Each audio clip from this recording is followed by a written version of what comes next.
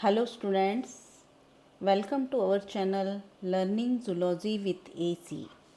I am Dr. Aruna Chakravarti, Associate Professor of Zoology, Government Dungar College, Bikaner. Students, आज हम BSc part first के paper third cell biology के अंतर्गत mitochondria के बारे में बात करेंगे.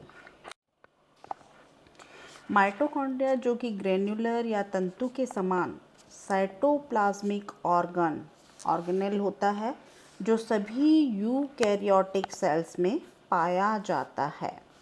ये क्रेब्स साइकिल और ऑक्सीकारी फॉस्फोरिलेशन सेंटर होते हैं. एरोबिक रेस्पिरेशन के अंतर्गत ऊर्जा इन्हीं के द्वारा मुक्त कराई जाती है.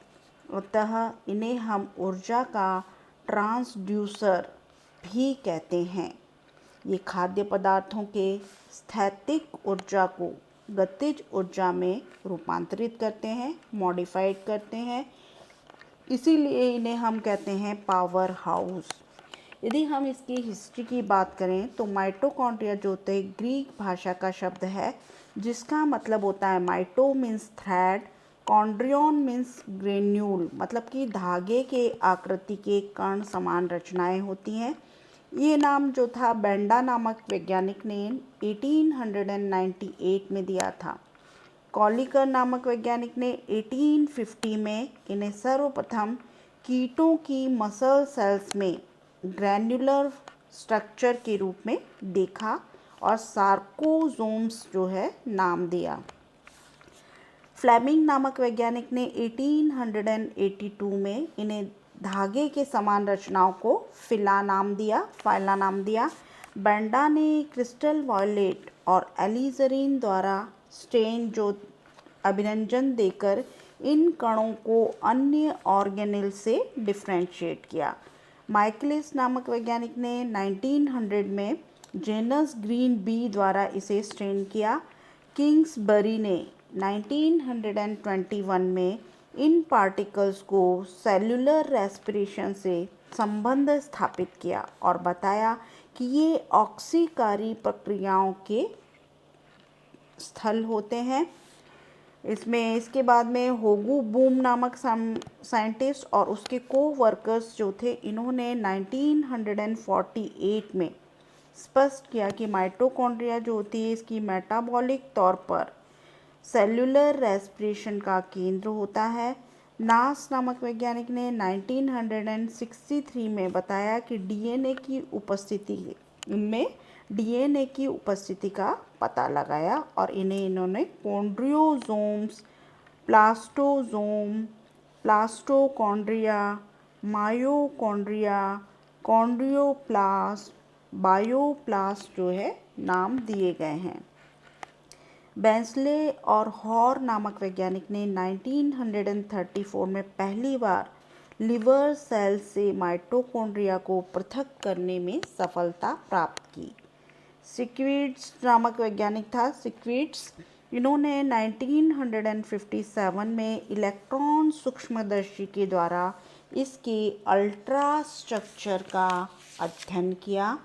और पैलेट नामक वैज्ञानिक जो थे जिन्होंने 1940 में और जोस्टैंड नामक वैज्ञानिक जिन्होंने 1950 में माइटोकॉन्ड्रिया के स्ट्रक्चरल ऑर्गेनाइजेशन का अध्ययन किया.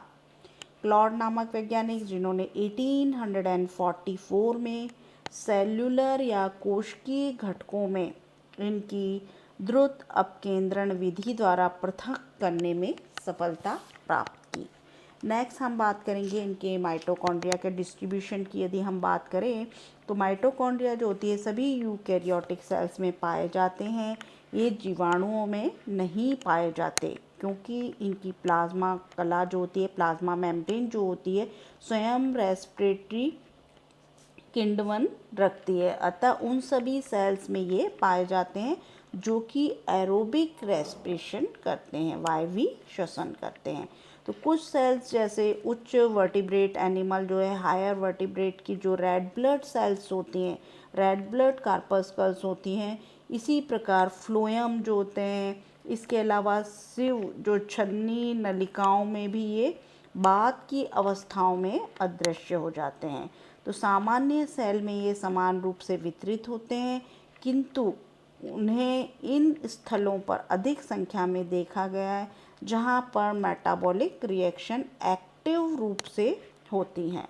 तो वृक्क नलिका की जो कोशिकाएं हैं जिनमें कि cilia, flagella, absorptive surface, secretory surface, glandular cells, ये आधार भाग पर, इनमें क्या होते हैं आधार भाग पर, और स्पर्म मसल्स जो होते हैं शुक्राणु पेशी और रेटिना कोशिकाओं में ये पाए जाते हैं।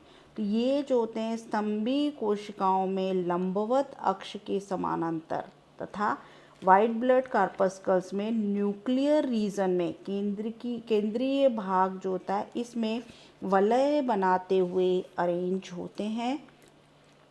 तंतु आकृति के होने के कारण क्या होते हैं ये साइटोप्लाज्म में अपनी स्थिति जो होती है साइटोप्लाज्म की प्रवाही गतियों द्वारा बदलते रहते हैं। यदि इनके नंबर की बात करें तो विभिन्न जीवों की कोशिकाओं में माइटोकॉन्ड्रिया की संख्या में भिन्नता पाई जाती है, किंतु एक ही जाति के जीवों में विशिष्ट अंगों की कोशिकाओं में इनकी संख्या निश्चित होती है। सामान्यतः एक कोशिका में इनकी संख्या 300 से 800 तक होती है। हार्ट मसल्स जो होती हैं, हृदय की पेशी कोशिकाएं जो होती हैं, इसके अलावा वृक्क और ग्लैंडुलर सेल्स में ये अधिक मात्रा में पाए जाते हैं। इनकी संख्या कोशिकाओं की मेटाबॉलिक रिएक्शन के अनुपात में पाई जाती हैं। चूहे के यदि यकृत कोशिकाओं में ये 1000 से 1600, सियाचिन जो होते हैं इसके एग में 13,000 से 14,000, एम्फीबिया के एग में 3 लाख, स्पर्म में 20 से 24 माइटोकॉन्ड्रिया जो होते हैं पाए जाते हैं। केओस और केओस प्रोटोजोआ में इनकी जो है संख्या जो होती है 5 लाख होती है। इसके अलावा जो होते हैं माई एक्रोस्टेरियस जो होते हैं एक कोशिकीय शैवाल में एक पाई जाती है इनकी। और यूकैरियोटिक्स जो स्टार्टिंग जो यूकैरियोट्स हैं जैसे क्लोरेला, माइक्रोमोनास, ट्रिपैनोसोमा, इनमें, और इसके अलावा ग्रीन प्लांट्स जो होते हैं इनकी सेल्स में इनकी संख्या एनिमल सेल्स की अपेक्षा कम होती है। इनके शेप या साइज़ की बात करें तो सेल के प्रकार के अनुरूप इनका आकार और परिमाण जो होता है परिवर्तित होता रहता है। सामान्यतः ये तंतु कण के समान वृत्ताकार, शलाकारूपी, शाखित या अशाखित आकृति में पाए जाते हैं। यीस्ट में माइटोकॉन्ड्रिया जो होता है गोलाकार, क्लोरेला में नलीकार, शाखित प्रकार के पाए जाते हैं। इनमें अपनी आकृति सेल की कारिकी क्रियाओं के अनुरूप बदलने का गुण भी पाया जाता है। कभी कभी ये जो होते हैं क्लब शेप जो होते हैं, टेनिस के रैकेट के शेप के आकार के या वेसिकल समान आकृति के पाए जाते हैं। इनके जो होते हैं केंद्रीय भाग जो होता है वो स्वच्छ दिखाई देता है। नॉर्मली जो होते हैं ये 0.2 से 7 म्यू एम लंबे होते हैं और 0.5 से 1 म्यू एम जो होते हैं व्यास साइज के होते हैं। यीस्ट में माइटोकॉन्ड्रिया सबसे छोटे साइज 1 म्यू एम होता है, जबकि एम्फीबिया, राना पाइपेंस जो होते हैं इसके एग सेल्स में सबसे लंबे जो होते हैं वो 30 से 40 म्यू एम के होते हैं।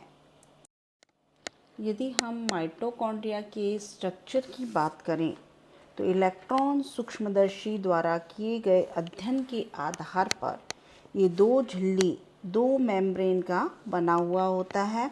इन दोनों मेम्ब्रेन के मध्य में 40 से 70 एंगस्ट्रॉम की दूरी पर होते हैं। तो दोनों मेम्ब्रेन के मध्य जो होती है 40 से 70 एंगस्ट्रॉम की दूरी पाई जाती है। ये स्थान जो होता है जिसे हम कहते हैं पेरी माइटोकॉन्ड्रियल स्पेस कहते हैं, या जिसे हम इंटर मेम्ब्रेन स्पेस भी कहते हैं, अंतराकला अवकाश। इस अवकाश में जो होती है लो विस्कोसिटी और लो डेंसिटी वाला तरल पदार्थ भरा हुआ होता है। इसकी दोनों मेम्ब्रेन के मध्य अवकाश जो होता है इसे हम कहते हैं आउटर चेम्बर, और भीतरी कला के द्वारा बनाया गया आंतरिक कक्ष जो होता है, जिसे हम कहते हैं इंटरक्रिस्टी स्पेस जो होता है कहलाता है। तो जो आंतरिक कक्ष होता है या मैट्रिक्स जो होता है, इसमें अपेक्षाकृत सघन प्रोटीन जो होते हैं वो प्रकृति का जेल समान होमोलॉगस समांगी अथवा तंतुकीय अथवा कणीय ग्रेन्युलर जो होते हैं नॉन होमोलॉगस पदार्थ भरा रहता है। इसके पार्टिकल्स जो होते हैं 30 से 50 एंगस्ट्रॉम डायमीटर के हो सकते हैं। ये पदार्थ जो होते हैं अलग अलग स्रोत से प्राप्त माइटोकॉन्ड्रिया में भिन्नता रखते हैं। मैट्रिक्स या मध्यांश भाग में राइबोसोम और सर्कुलर डीएनए जो कि 4.7 से 5.4 म्यू लंबा हो सकता है पाए जाते हैं। राइबोसोम जो होते हैं 120 से 150 एंगस्ट्रॉम डायमीटर के होते हैं। मैट्रिक्स में प्रोटीन एंजाइम्स जो होते हैं, इसके अलावा आरएनए, राइबोसोम्स, फॉस्फोलिपिड के बने पार्टिकल्स पाए जाते हैं। डीएनए के 2 से 6 सर्कुलर मॉलिक्यूल जो होते हैं मध्यांश भाग में पाए जाते हैं। मध्यांश में क्या होता है 300 एंगस्ट्रॉम से 500 एंगस्ट्रॉम आशय के घने डेंस जो होते हैं पार्टिकल्स जो होते हैं उपस्थित हो सकते हैं। इनकी संख्या जो होती है प्रोटोजोआ जो होती है, मायोकार्डियल सेल्स और इसके अलावा अक्रिय थायराइड कोशिकाओं में ये अल्प या अनुपस्थित रहते हैं। किंतु क्या होता है डिओडिनम ग्रहणी वाला भाग, पैनक्रियास, लीवर और इंटेस्टाइन की जो एपिथेलियल सेल्स जो होती हैं इनमें ये असंख्य पाए जाते हैं। इनमें क्या होता है कैल्शियम आयन, मैग्नीशियम आयन के बंधन स्थल बनाते हैं जो कि किण्वकों को उत्प्रेरक क्रिया हेतु आवश्यक होते हैं। माइटोकॉन्ड्रिया के दोनों मेम्ब्रेन जो होती हैं, दोनों झिल्लियाँ जो होती हैं समान मोटाई 60 से 70 एंगस्ट्रॉम की पाई जाती है। ये दोनों प्रोटीन और लिपिड से बनी हुई होती हैं। इन्हें हम कहते हैं यूनिट मेम्ब्रेन या इकाई कला संरचना कहते हैं। तो आउटर मेम्ब्रेन जो होती है वो समतल और स्मूथ होती है, चिकनी होती है, जबकि जो होती है इनर मेम्ब्रेन जो होती है इसमें इनफोल्डिंग्स बनाते हुए पाई जाती है, अंतर्वलन बनाते हुए पाई जाती है। आउटर मेम्ब्रेन जो होती है वो बाह्य कक्ष को अलग करने पर आंतरिक कक्ष का क्षेत्र जो होता है वो शेष रह जाता है और जो कहलाता है क्या कहलाता है माइटोप्लास्ट। बाह्य कला जो होती है विभिन्न जो होती है मेटाबॉलिक सब्सटेंस हेतु पूर्णतः जो होती है परमीबल या पारगम्य होती है। इसकी सरफेस पर 2 से 3 एमयू व्यास के रंध्र पाए जाते हैं, है ना। तो ये जो होती है 40% लिपिड और 60% प्रोटीन से बनी हुई होती है। लिपिड मुख्यतः जो होता है फॉस्फोलिपिड, वह जो होता है कोलेस्ट्रॉल होता है। कार्डियोलिपिन जो होते हैं कम मात्रा में पाया जाता है। एंजाइम की मात्रा जो होती है कम होती है और जो पाए जाते हैं उनमें मोनोअमीन ऑक्सीडेज, NADH जो होता है रिडक्टेज, फैटी एसिड को एंजाइम ए, लाइगेज और कैन्यूरिनिन हाइड्रोक्सिलेज प्रमुख होते हैं। इनमें पोरीन प्रोटीन प्रमुखता में पाया जाता है जो इसे अनेक विलेयों सॉल्यूट्स जो होते हैं और उपापचय हेतु पारगम्य बनाता है। इसमें जो वाहक प्रोटीन जो होते हैं कम मात्रा में पाए जाते हैं। अंतःकला जो होती है जो कि सिलेक्टिवली परमीबल प्रकार की होती है, सिलेक्टिवली परमीबल मेम्ब्रेन होती है इनर मेम्ब्रेन। इसमें प्रोटीन 80% और लिपिड जो होते हैं वो 20% पाए जाते हैं। फॉस्फोलिपिड और कोलेस्ट्रॉल जो होता है अपेक्षाकृत कम पाए जाते हैं, किंतु कार्डियोलिपिन जो होते हैं ना ये बाह्य कला की अपेक्षा 7 गुना अधिक मात्रा में उपस्थित होती है। ये वाहक प्रोटीन, इलेक्ट्रॉन वाहक किण्वक और कपलिंग फैक्टर जो होते हैं अधिक मात्रा में रखती हैं। तो अतः जो होता है अंतः माइटोकॉन्ड्रियल मेम्ब्रेन जो होती है इसमें अनेक जो होते हैं इनफोल्ड्स पाए जाते हैं और ये इनफोल्ड्स जो होते हैं क्रिस्टी कहलाते हैं। ये अंतर्वलन क्या कहलाते हैं? क्रिस्टी कहलाते हैं। प्रत्येक क्रिस्टी जो होती है एक कैविटी को घेरे हुए पाई जाती है और इसे हम कहते हैं इंट्राक्रिस्टल स्पेस। ये बाह्य कक्ष में कंटिन्यूस रहता है। क्रिस्टी द्वारा जो होता है अंतः माइटोकॉन्ड्रियल कला का क्षेत्रफल जो होता है फिजियोलॉजिकल यदि हम एक्टिविटी है तो कई गुना बढ़ जाता है। माइटोकॉन्ड्रिया में क्रिस्टी की संख्या जो होती है मध्यांश के आयतन के अनुपात में होती है। मैमल्स की यकृत सेल्स लिवर सेल्स में ये अल्प होते हैं किंतु पेशी ऊतकों में अधिक मात्रा में पाए जाते हैं। इंसेक्ट्स की जो पेशी कोशिकाएं होती हैं इनमें ये जो होते हैं देह के अन्य भागों की अपेक्षा अधिक होती है। क्रिस्टी की संख्या में वृद्धि से माइटोकॉन्ड्रिया की ऑक्सीकारी क्रियाओं में भी वृद्धि होती है। क्रिस्टी जो होता है मध्यांश को अनेक छोटे छोटे कक्षों में विभक्त करती है। एंजाइम क्रियाएं हेतु अधिक स्थान उपलब्ध कराती है। क्रिस्टी जो होती है मुख्यतः जो होती है सेप्टेड पट्टी रूपी होती है या समानांतर पट्ट बनाते हुए एक जिगजैग या नलिकाकार या सूक्ष्मांकुरों जैसी पूर्ण या अपूर्ण होती है। अमीबा में ये जो होती है जालक रूपी होती है। मायोटिस चमगादड़ में ये चपटी तश्तरी नुमा होती है ना, अलग अलग लंबाई में पाई जाती है। कुछ में ये जो होती है समानांतर व्यवस्था में, जबकि अन्य में माइटोकॉन्ड्रिया लंबवत अक्ष जो होते हैं में समकोण बनाते हुए पाई जाती है।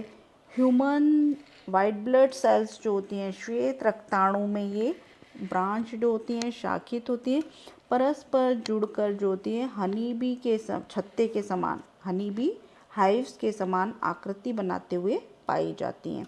नलाकार या सूक्ष्मांकुर जो जैसी क्रिस्टी समान व्यास की होती हैं अंतस्थ भाग पर जो होते हैं उत्फुल्लन बनाते हुए पाई जाती हैं। ये वेसिकल्स जो होती हैं थैले के समान क्रिस्टी कहलाती हैं। कुछ माइटोकॉन्ड्रिया में क्या होती है ट्रांसवर्स और लॉन्गिट्यूडनल दोनों प्रकार की पाई जाती है। माइटोकॉन्ड्रिया जो होती है इसकी आंतरिक सतह इनर सरफेस जो होती है उसमें मैट्रिक्स की और एम सरफेस एम साइड और अंतःकला की बाह्य सरफेस जो कि बाह्य कक्ष की ओर जो होती है सी साइड कहलाती है। तो एम सतह पर अनेक जो होते हैं सवृंत कण लगे रहते हैं जिन्हें हम F1 पार्टिकल कहते हैं। क्रिस्टी पर भी अनेक F1 पार्टिकल्स जो होते हैं पाए जाते हैं। इनके ऊपर जो होते हैं युग्मनकारी कारक जो होते हैं, इसके अलावा अनेकों क्रियाओं से जुड़े किण्वन जो होते हैं सक्सिनेट डीहाइड्रोजनेज डीहाइड्रोक्सी ब्यूटाइरेट है ना, डीहाइड्रोजनेज रोटिनॉन संवेदनशील NADH साइटोक्रोम C रिडक्टेज और ATPase पाए जाते हैं। F1 पार्टिकल्स जो होते हैं जिन्हें हम कहते हैं एलिमेंट्री पार्टिकल एवं ऑक्सीजोम भी कहते हैं। इनकी खोज का श्रेय जो था वो हमबेर्टो फर्नांडिस मोरान नामक वैज्ञानिक को 1963 में दिया। इन कणों की संख्या जो थी एक माइटोकॉन्ड्रिया में 10⁻³ से 10⁻⁵ के लगभग होती है। दो कणों के मध्य लगभग 100 एंगस्ट्रॉम की दूरी पर होते हैं। प्रारंभिक कण या जिसे हम कहते हैं F1 पार्टिकल या एलिमेंट्री पार्टिकल जो होते हैं ये कैसे होते हैं मल्टी पॉलीपेप्टाइड कॉम्प्लेक्स के बने हुए होते हैं पार्टिकल्स होते हैं। ये आउटर मेम्ब्रेन पर उपस्थित सर्कुलर पार्टिकल्स से इस आधार पर भिन्न होते हैं कि ये सवृंत पार्टिकल स्टॉक्ड कण होते हैं। इनकी बॉडी जो होती है 3 खंडों में विभक्त होती है। पहला जो होता है जिसे हम कहते हैं स्फेरिकल हेड जो कि 75 से 100 एंगस्ट्रॉम डायमीटर का मैट्रिक्स की ओर उन्मुख रहता है। इस पर एटीपेज एंजाइम पाए जाते हैं। ये एंजाइम ADP जो कि एडिनोसिन डाइफॉस्फेट के फॉस्फोरिलीकरण द्वारा ATP के निर्माण की प्रक्रिया को कैटलाइज करता है। अतः ऑक्सीडेशन और फॉस्फोरिलेशन जो होता है प्रोसेस की जो कपलिंग रिएक्शन है युग्मन क्रियाओं में संबंध होने के कारण इन्हें हम क्या कहते हैं, कपलिंग फैक्टर पार्टिकल भी कहते हैं। इन पार्टिकल्स पर क्या होता है, इलेक्ट्रॉन ट्रांसपोर्ट सिस्टम के अनेक एंजाइम ग्रुप्स पाए जाते हैं और इन्हें हम कहते हैं इलेक्ट्रॉन ट्रांसपोर्ट पार्टिकल, ETP भी कहते हैं। तो श्वसन से संबंधित एंजाइम जो होते हैं, जो कि आउटर मेम्ब्रेन पर उपस्थित पार्टिकल नहीं पाए जाते, अन्य एंजाइम इनमें पाए जाते हैं। दूसरा जो होता है पार्ट, जिसे हम कहते हैं स्टॉक या वृंत, ये आधार भाग को गोलाकार शीर्ष से जोड़ने वाला खंड होता है, जो कि 50 एंगस्ट्रॉम लंबा और 30 से 40 एंगस्ट्रॉम डायमीटर का होता है। और ये जो होता है, जिसे हम ओलिगोमाइसिन सेंसरी संवेदी प्रोटीन से बना हुआ होता है। थर्ड पार्ट, जिसे हम कहते हैं बेसल पीस कहते हैं, जो कि इसे F0 सब यूनिट भी कहते हैं। ये जो होता है अंतः कला द्वारा प्रोटीन लिपिड से रचित भाग होता है। ये कला के लिपिड भाग में धंसा रहता है। 11 nm लंबाई और 1.5 nm चौड़ाई युक्त होता है। इसमें व्रंत जुड़ा रहता है। इसमें जटिल और जल विरागी प्रोटीन पाए जाते हैं और ये प्रोटीन जो होते हैं वो प्रोटॉन ट्रांसलोकेटिंग क्रियाविधि को संचालन करते हैं। F1 पार्टिकल्स पर 5 सब यूनिट में एंजाइम जो होते हैं जटिल के समूह, एंजाइम कॉम्प्लेक्स जो होते हैं इनके समूह पाए जाते हैं और इन कॉम्प्लेक्स, जिन्हें हम कहते हैं कॉम्प्लेक्स 1, कॉम्प्लेक्स 2, कॉम्प्लेक्स 3, कॉम्प्लेक्स 4 कहते हैं।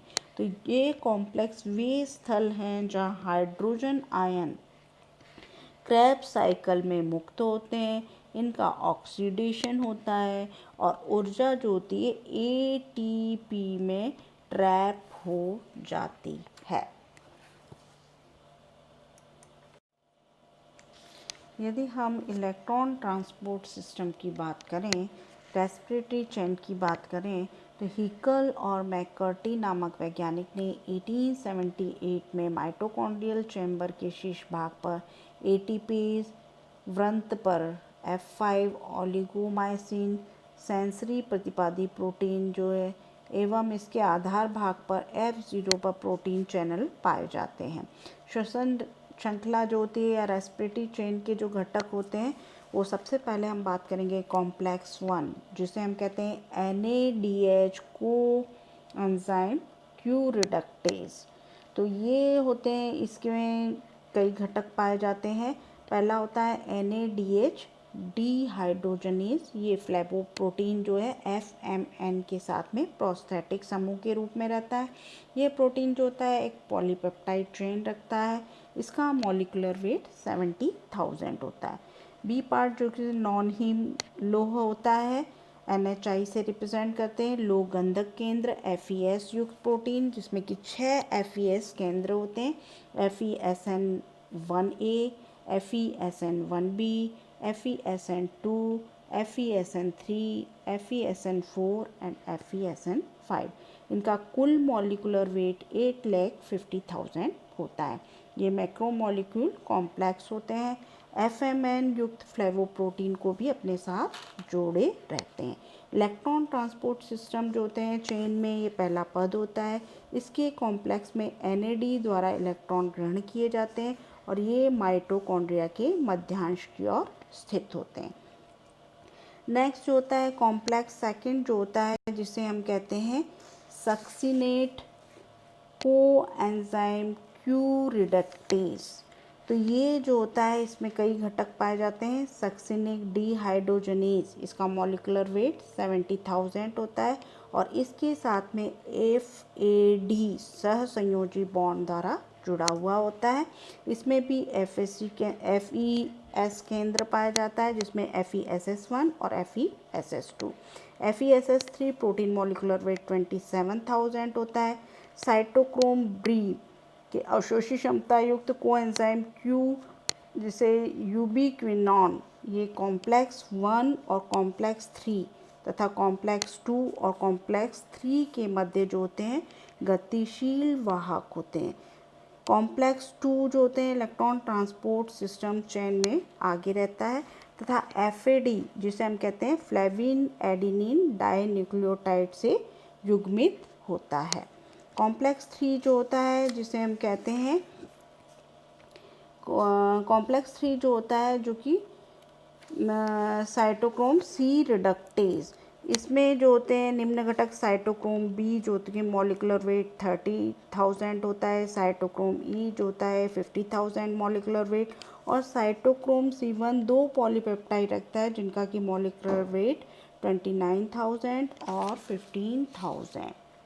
NH1 प्रोटीन जो होते हैं FES केंद्र युक्त मॉलिक्यूलर वेट 26,000 होता है। क्रोड प्रोटीन्स और इसके अलावा एंटीमायसिन बंधक प्रोटीन पाए जाते हैं। साइटोक्रोम C जो कि ये जटिल कॉम्प्लेक्स 3rd और 4th के मध्य जो होते हैं गतिशील वाहक होते हैं, इसका मॉलिक्यूलर वेट 13,000 होता है।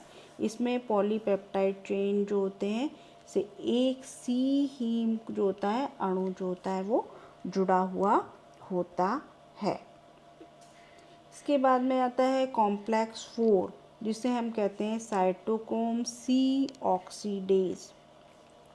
ये साइटोक्रोम जो होता है जो कि साइटोक्रोम A, साइटोक्रोम A3 और कॉपर के 2 परमाणु रखता है, हाइड्रोजन का पूर्ण ऑक्सीकरण कर इसे जल में बदल देता है। कॉम्प्लेक्स 4 जो होता है साइटोक्रोम C ऑक्सीडेज रहता है। इसके बाद में कॉम्प्लेक्स 5 जिसे हम कहते हैं एटीपेज कॉम्प्लेक्स, ये 5 सब यूनिट जो होते हैं निरोधी प्रकार की जिनका की मॉलिक्यूलर वेट 31,60,000 होता है। तो ये F1 पार्टिकल के शीर्ष भाग पर पाए जाते हैं। तो स्टॉक भाग पर F5 या जिसे हम कहते हैं ओलिगोमाइसिन जो होते हैं ये संवेदी प्रतिपादित प्रोटीन रखता है जिसका मॉलिक्यूलर वेट 18,000, या F6 जो होता है Fe2 का मॉलिक्यूलर वेट जो होता है 8,000 होता है। आधार भाग जो होता है आधार भाग जो होता है जिसमें प्रोटियोलिपिड्स जो होता है इसका बना हुआ होता है जो कि जल विरागी प्रोटीन कॉम्प्लेक्स होता है जो कि प्रोटॉन चैनल बनाता है। इसमें 4 प्रोटीन जो होते हैं जिसका मॉलिक्यूलर वेट 29,000, 22,000, 12,000 और 7,800 पाया जाता है। तो उपरोक्त जो सभी जो कॉम्प्लेक्स हैं फॉस्फोरिलेशन सिस्टम जो होते हैं माइटोकॉन्ड्रियल मेम्ब्रेन के भीतर उपस्थित रहता है।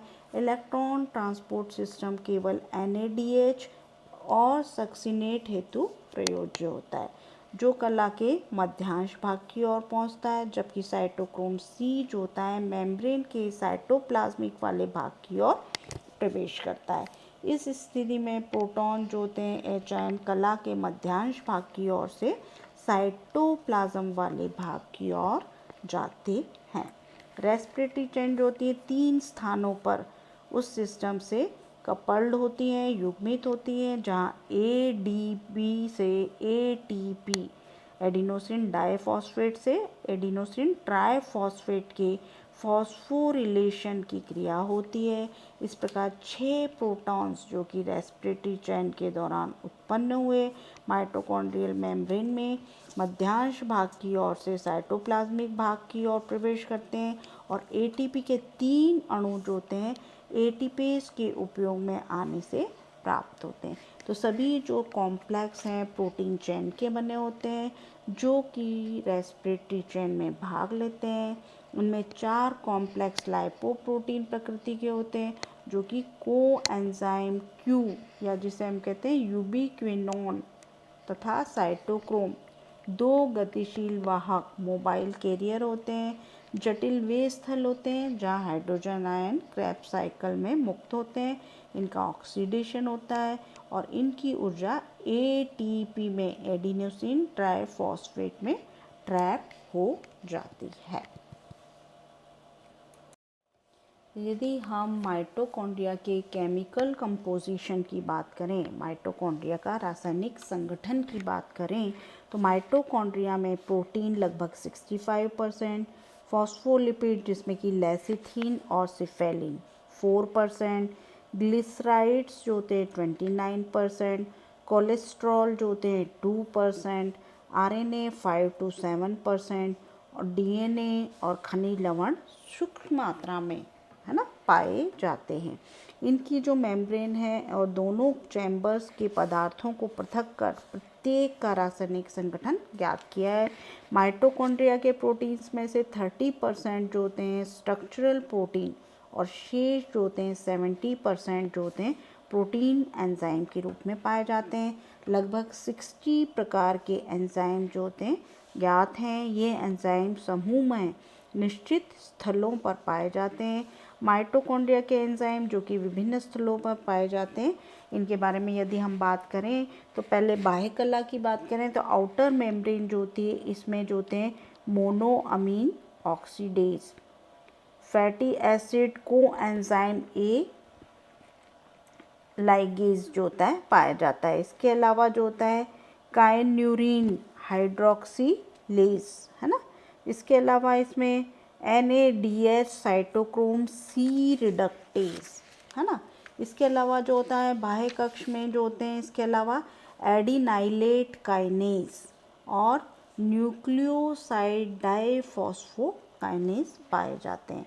इसकी इनर मेम्ब्रेन की बात करें, अंतःकला जो होती है इसमें जो होते हैं इसमें रेस्पिरेटरी चेन के अनेक एंजाइम्स जो होते हैं NADH succinate dehydrogenase, FAD, 4 cytochrome C, ये रेस्पिरेटरी चेन एंजाइम्स होते हैं।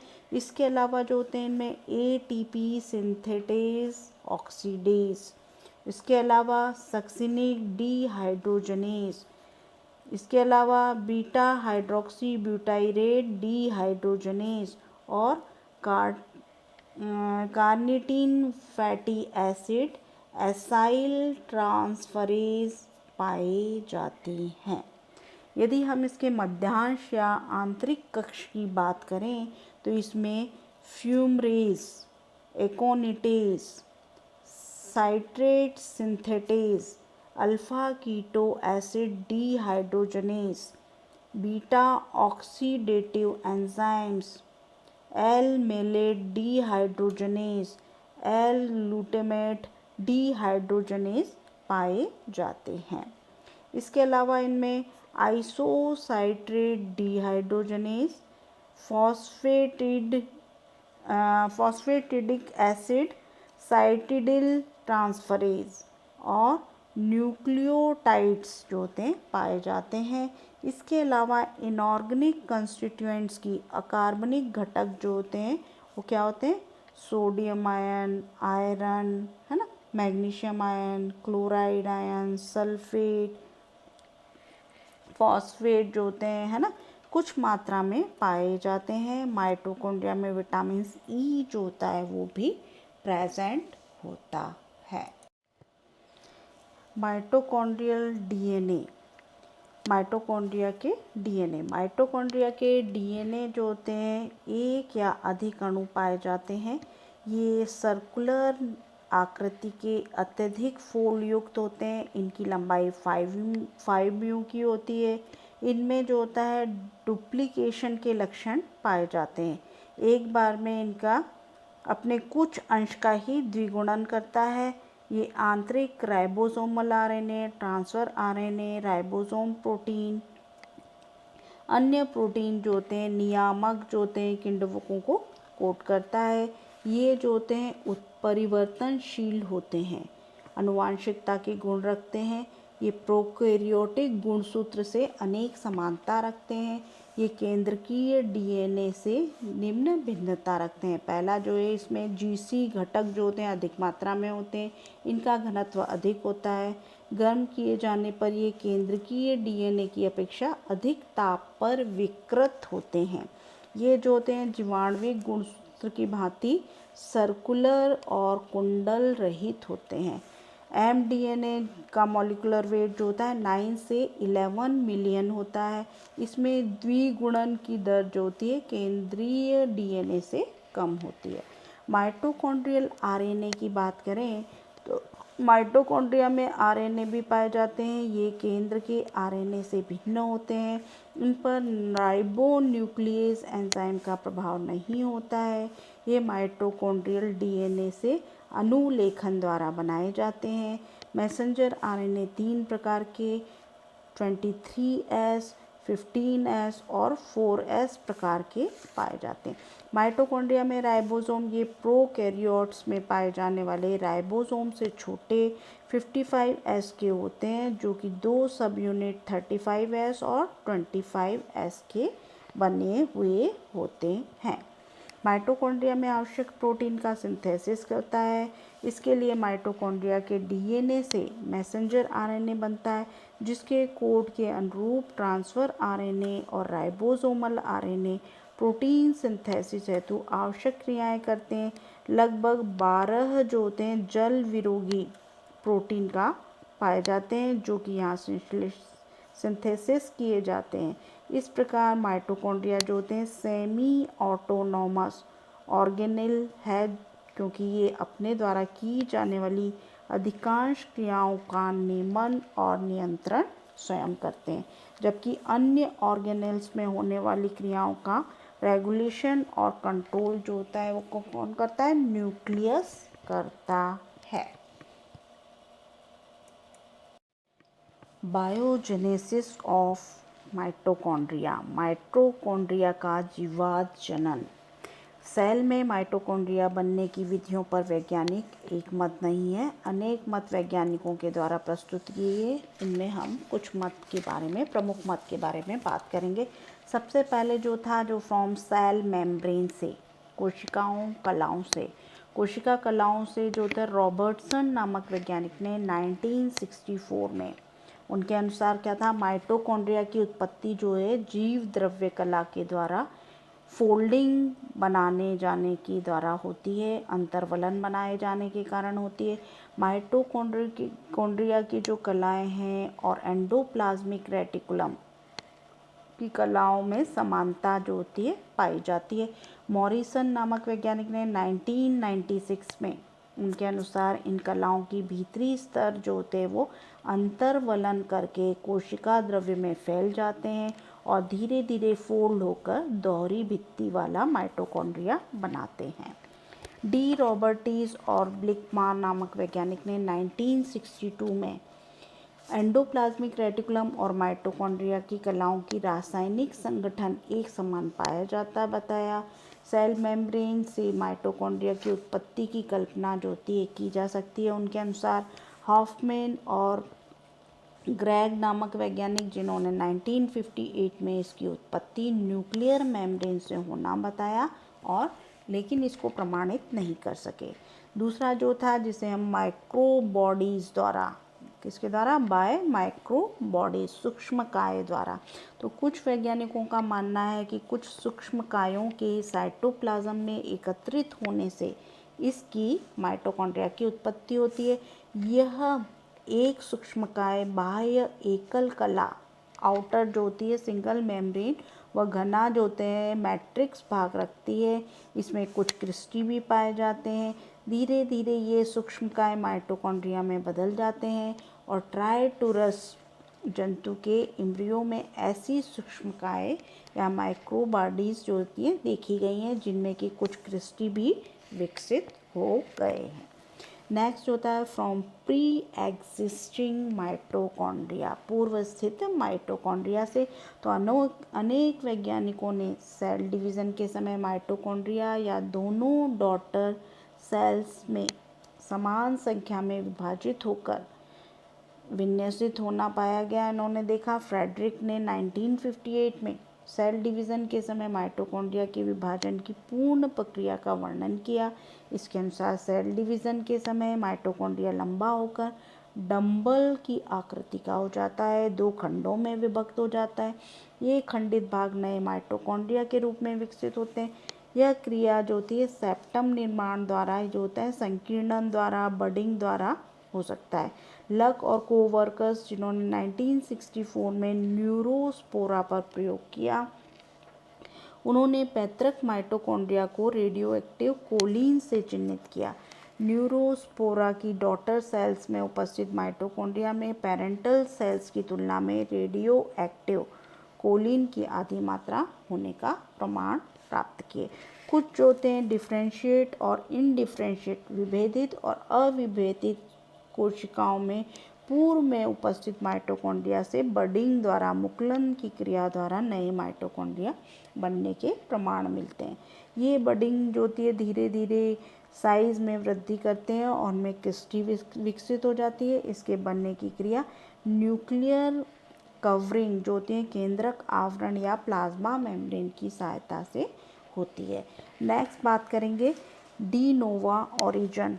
माइटोकॉन्ड्रिया का डी नोवा ओरिजिन नोविकोफ ने 1961 में कुछ वैज्ञानिकों के अनुसार सेल में उपस्थित रचनाएं जो कि स्वतः उत्पन्न होती हैं यीस्ट सेल में किए गए एक प्रयोग जिसमें कि यीस्ट कोशिकाओं को प्रतिकूल परिस्थितियों में अवायवीय माध्यम में विकसित करने पर इनमें रेस्पिरेटरी चेन अनुपस्थित पाई जाती है। केवल कुछ एंजाइम और कलाई ही पाई जाती हैं, जबकि वायवीय माध्यम में एरोबिक मीडियम में विकसित की गई यीस्ट सेल्स में स्पष्ट माइटोकॉन्ड्रिया पाए गए जिनमें कि साइटोक्रोम सिस्टम अथवा कंप्लीट रेस्पिरेटरी चेन जो थी उपस्थित थी। कुछ वैज्ञानिकों ने सी आर्चिन और मछलियों पर फिशेस पे भी प्रयोग किए और इस विधि का समर्थन किया। नेक्स्ट जो था जो कि उद्विकासीय उत्पत्ति जो कि अल्टपान ने 1890 में और शिम्पर ने 1896 में इन दो वैज्ञानिकों ने माइटोकॉन्ड्रिया और क्लोरोफिल को अंतःकोशिकीय परिजीवी जो इन्होंने बोला इंट्रासेल्युलर पैरासाइट्स होते हैं।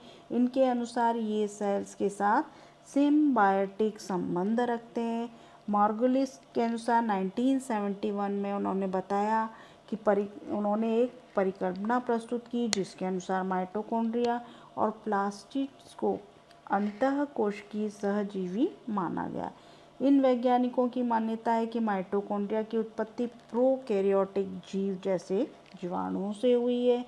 बैक्टीरिया और माइटोकॉन्ड्रिया जो होते हैं कई लक्षण समान पाए जाते हैं। इस आधार पर इन्होंने ये कल्पना की। तो इनमें किसी क्रैब साइकिल युक्त जीवाणु ने अनएरोबिक विधि से रेस्पिरेशन करने वाली सेल में प्रवेश किया। यह होस्ट सेल और पैरासिटिक बैक्टीरिया में संबंध जो होते ये जीवाणु जो कि इस यूकैरियोटिक सेल के साथ जीवन व्यतीत करने लगा और सिम्बायोटिक के रूप में स्थापित हो गया।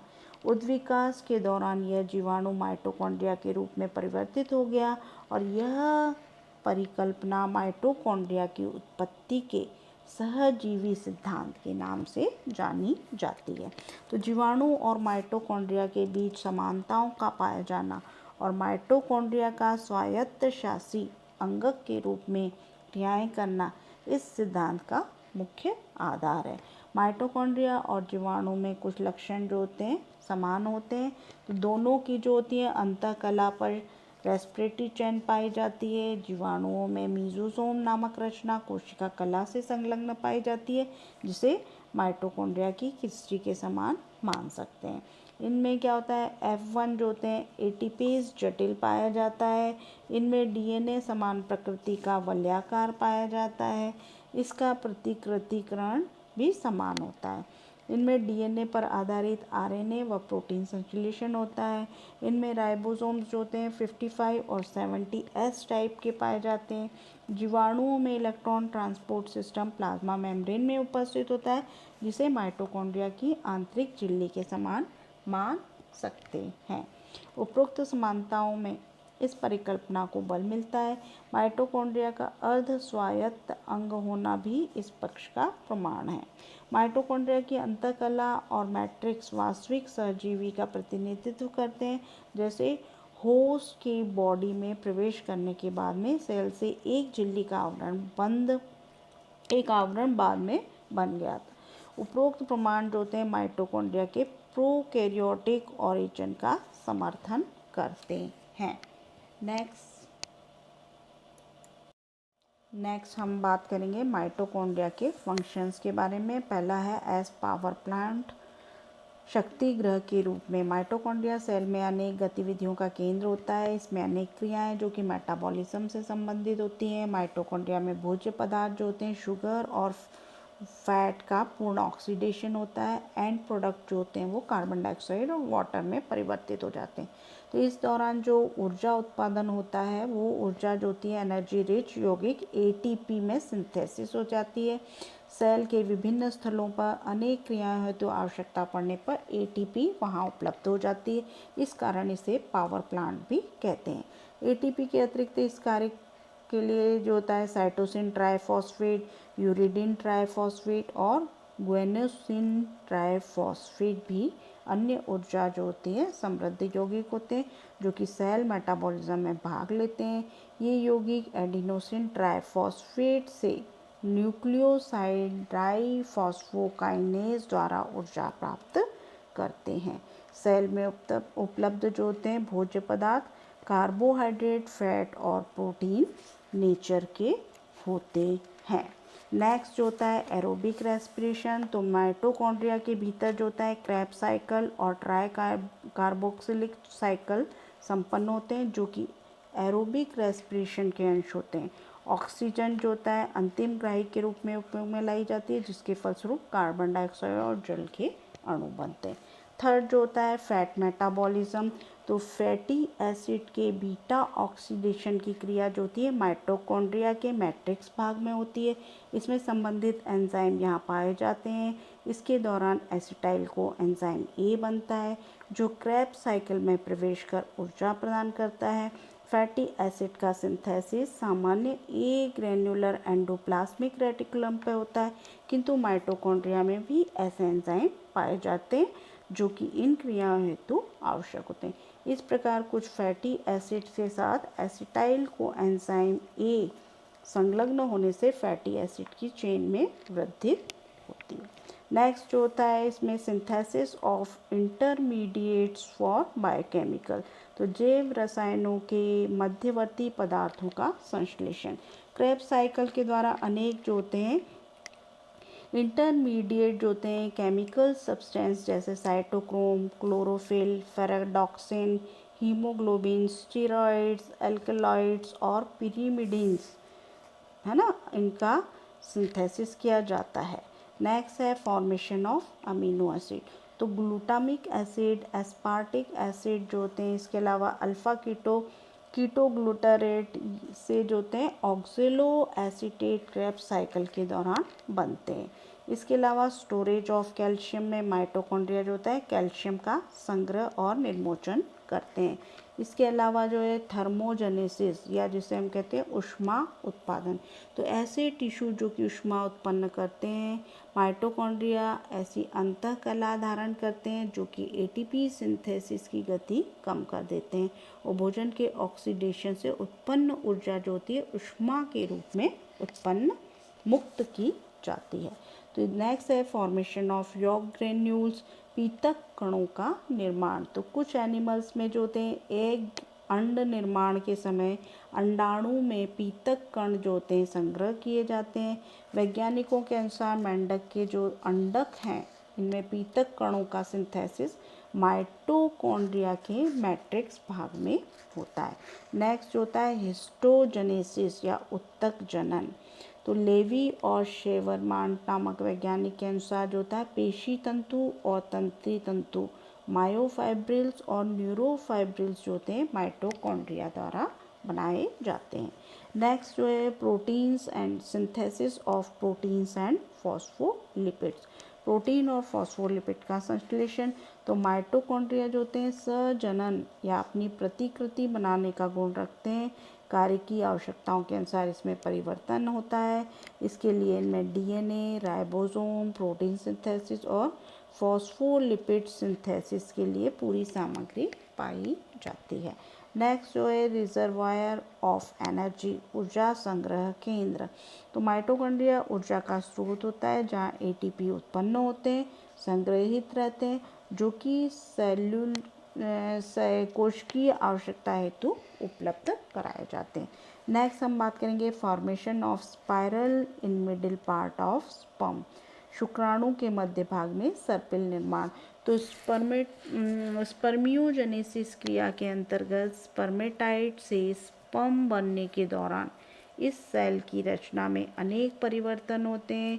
स्पर्म के मध्य भाग में एक्सियल फिलामेंट के चारों ओर माइटोकॉन्ड्रिया से सर्पिल बनाया जाता है और यह माइटोकॉन्ड्रिया स्पर्म को गमन के लिए आवश्यक ऊर्जा उपलब्ध कराते हैं। Next, decomposition of toxic substance. तो माइटोकॉन्ड्रिया में होने वाले इलेक्ट्रॉन ट्रांसपोर्ट सिस्टम जो होते हैं के दौरान हाइड्रोजन परऑक्साइड व सुपर ऑक्साइड मूलक उत्पन्न होते हैं जो विषैले होते हैं। माइटोकॉन्ड्रिया में इनके अपघटन हेतु एंजाइम पाए जाते हैं। Super oxide dismutase enzyme super oxide मूलक और हाइड्रोजन आयन को हाइड्रोजन परऑक्साइड में रूपांतरित कर देता है, मॉडिफाइड कर देता है। हाइड्रोजन परऑक्साइड का विघटन कैटलेज एंजाइम द्वारा जल और ऑक्सीजन में किया जाता है जो कि अहानिकारक होते हैं और डिफ्यूज़न द्वारा बाहर आ जाते हैं। नेक्स्ट जो होता है अनुवांशिक कार्य या जिसे हम कहते हैं हेरिडिटरी फंक्शन। तो लक और कोवर्कर्स ने 1964 में उनके अनुसार जो था माइटोकॉन्ड्रिया में साइटोप्लाज्मिक जीन्स पाए जाते हैं। ये जीन्स डॉटर में हस्तांतरित होते हैं। इनके द्वारा डॉटर में पेरेंट के समान हेरिडिटरी लक्षण पाए जाते हैं। हेरिडिटरी करैक्टर स्थानांतरित होते हैं। मक्का और न्यूरोस्पोरा में इस तरह के संबंधित प्रयोग किए गए हैं। तो स्टूडेंट्स, आज हमने माइटोकॉन्ड्रिया में बात की, फंक्शन ऑफ माइटोकॉन्ड्रिया के बारे में बात की। नेक्स्ट क्लास में हम नए टॉपिक के साथ उपस्थित होंगे। Thanks for watching.